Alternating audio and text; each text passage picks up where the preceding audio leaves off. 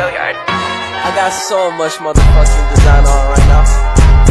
Break it down, bring it back, make it clap. I got 3 old thoughts, new block, where that damn bitches on my line, and you know they come strapped. Hold up, what it not, 45, stop it, cash like whoa. How you fucking with these hoes up? Assalamualaikum warahmatullahi wabarakatuh.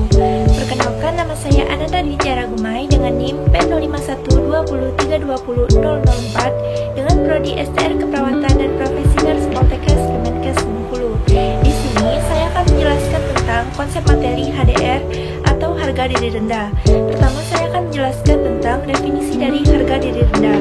Harga diri seseorang dapat mengalami penurunan akibat evaluasi negatif terhadap diri sendiri dan kemampuan diri.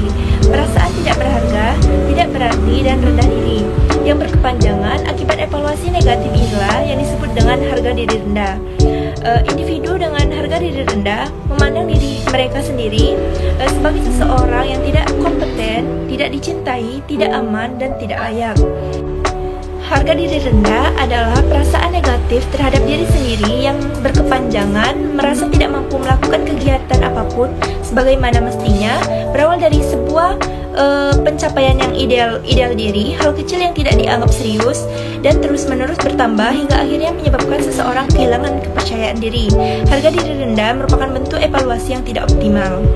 Selanjutnya ada tanda dan gejala HDR atau disebut juga dengan harga diri rendah. Tanda dan gejala HDR adalah ungkapan negatif dari diri sendiri.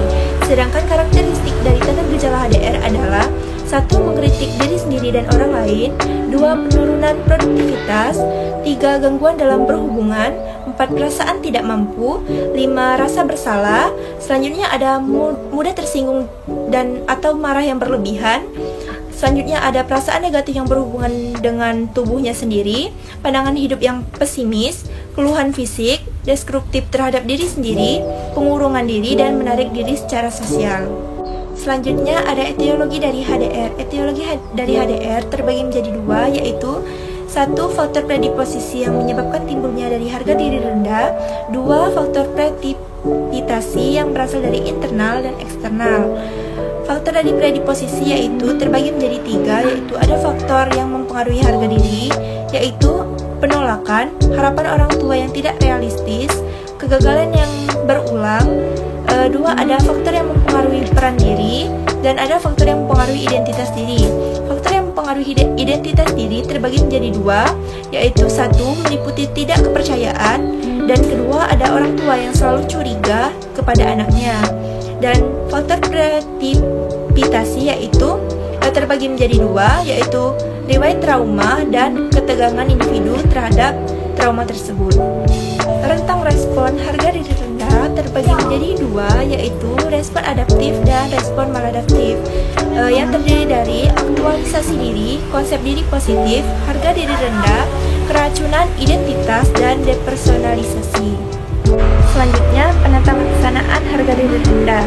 Tujuan dari keperawatan yaitu pasien mampu membina hubungan saling percaya, mengidentifikasi kemampuan dan aspek positif yang dimiliki, menilai kemampuan yang dapat digunakan, menetapkan dan memilih kegiatan yang dipilih sesuai kemampuan, merencanakan kegiatan yang telah terlatih. Sedangkan tindakan keperawatannya yaitu membina hubungan saling percaya, mengidentifikasi kemampuan dan aspek positif yang masih dimiliki pasien, membantu pasien dapat menilai kemampuan yang dapat digunakan, membantu pasien dapat memilih dan menetapkan kegiatan berdasarkan kegiatan yang dilakukan, melatih kegiatan yang telah dipilih sesuai kemampuan.